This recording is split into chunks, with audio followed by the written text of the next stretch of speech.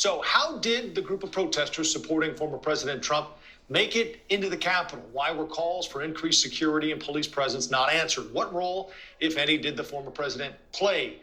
So how also might this impact our midterm elections coming up next year? Joining me now for this discussion, Laura Fink, founder and CEO of Rebel Communications, Democratic strategist as well, and Corinne Clark, founder of FreePressFail.com.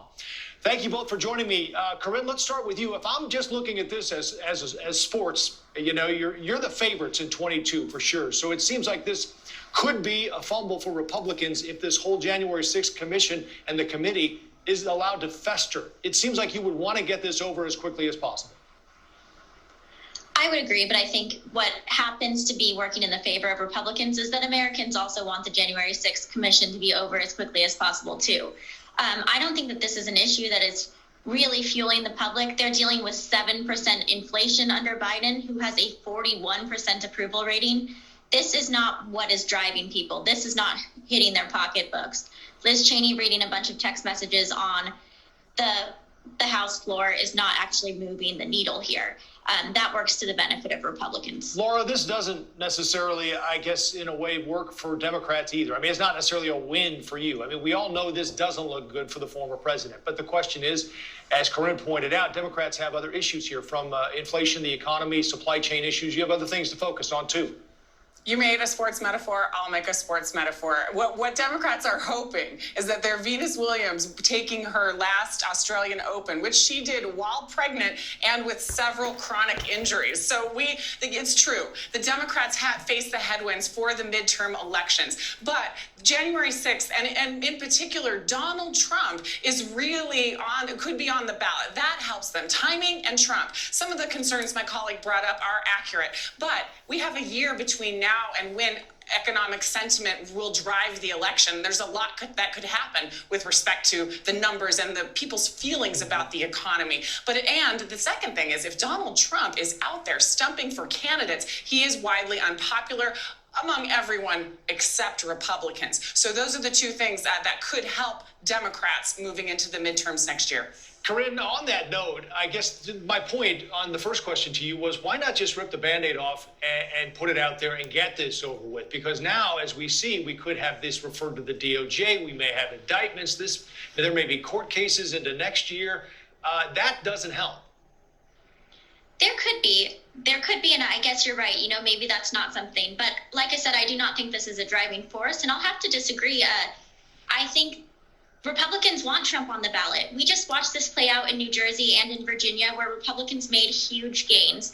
In Virginia, all the Democrats did is try so hard to make it about Trump, and they thought that that was going to hurt Republicans. And you know what? It might have been one of the reasons that we were able to take the governorship over in Virginia. I'm in Virginia. I saw all those ads, and every ad was, Youngkin is Trump Jr. He is Trump light. And you know what? He's the governor of Virginia now.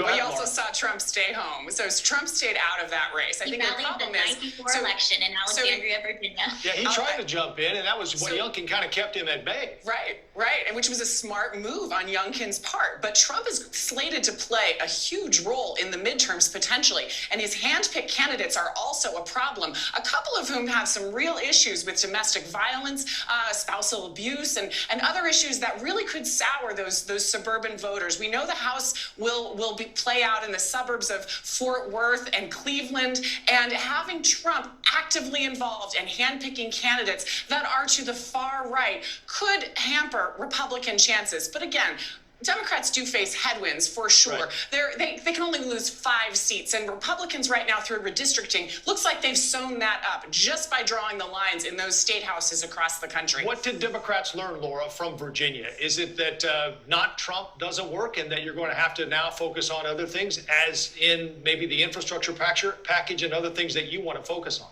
I think that's right. I think there was a vacuum. And when there is a vacuum, that creates space for Republicans to do what they do well, which is divide America through wedge issues. If Democrats are talking about things like cutting child poverty in half by extending the child tax credit, which expired just a couple weeks ago, if we're talking about child care for working moms and families, and if we're talking about expanding Medicare and bipartisan infrastructure, the Democrats have a sporting chance of keeping keeping the House and will certainly hold the Senate. But a number of variables certainly will impact that. And anybody that tells you different isn't shooting straight. No, I want to get to that in a minute. But Corinne, let's bring you back in on this, because what did Republicans learn about Virginia? Because one message was you don't need Trump to win. I disagree. I don't think that was a message at all. And I think we're downplaying nationally. You don't need to embrace former president to win, I guess, maybe, huh? He doesn't need to be on the actual ballot, I guess, is the point. That's very true. But all of these Trump messages were winning. Virginia was a culture war. It was a race based on education policy, on immigration, on things that Trump cares about. These are not issues that you can throw out the Trump base. Virginia was won because of Trump issues. I think we'll see that again. All right, Laura, let's get into 22 and what we expect to see, because Republicans need 5 seats to win a majority in the House and just 1 in the Senate, as we know. And 5 Republicans, 1 Democrat are retiring from the Senate. Let's play a clip from President Biden, who talked about his prediction for 22 at a holiday party. Now we look at 2022. I want to tell my Republican friends, get ready, pal. You're going in for a problem. Let me say this again for the president. We're going to win in 2022.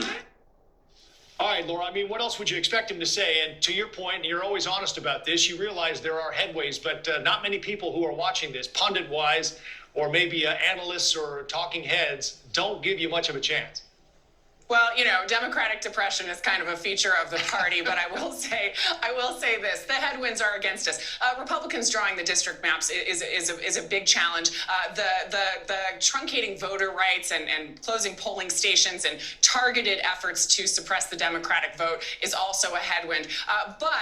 So the House is going to be a real dogfight. But the Senate is very different. Republicans are on defense in the Senate. More of their seats are up. More of their candidates are to the far right and certainly have some issues. And it looks like Democrats are holding strong. So I think the real battle is for the Senate. I think, look, Democrats have to fight tooth and nail for the House, but history, the lines, and Republican legislatures may end up taking them out, but they'll fight hard. Corinne, the best chances for Republicans to take over, House, Senate, or both? You know what? It's always hard to tell because there are so many things at play, like we've mentioned before, but I think it would be great to take the Senate. We have some awesome candidates in Georgia, in Arizona, and Pennsylvania will be a fun state to see if we can hold that. Should be a good race out there. All right. We're going to ask for both of your predictions for 22, and I know I'm kind of springing this on you, but Laura, let's start with you. 30 seconds. Your big headline, your top story you think politically from 22 will be what? Republican narrowly win the House. Democrats hold and expand their lead in the Senate. Interesting. Corinne, what do you think? I'm just going to make this a wish list, and I hope we take the House and the Senate. But even more importantly, I hope the governorships turn out a lot of Republican victories. We have some real chances in Arizona and Nevada to really change the pace of things. And I know there's some very unpopular governors in my home state in Nevada, and I hope we see some change there. All right, Corinne, this is your first time with us. Laura's been here before. And Laura, you and I had a discussion about this the last time you were on. I want to get you both on what you think will happen in 24. Who will the presidential nominees be? Laura, I know you think, or at least Biden says he's interested, and you think he will follow through on that, right? I think that's right. I think it's Joe Biden, and I think 70% of Republicans agree with me. Donald Trump will be on the ballot in 24. What do you think, Corinne? Well, I sure hope that Joe Biden's on the ballot, and I think it looks like DeSantis and Trump are leading. Ted Cruz might throw his name in, and got a lot of good contenders. If it isn't Biden, Laura, who is it? Oh, it's Kamala Harris. Really? Vice President Harris. Yeah, the last absolutely. we checked, her approval ratings were like 28. Well, she's been stuck with a lot of the toughest issues, which is designed to help the president, and we haven't seen her out and stumping. So I think she's got a really good shot.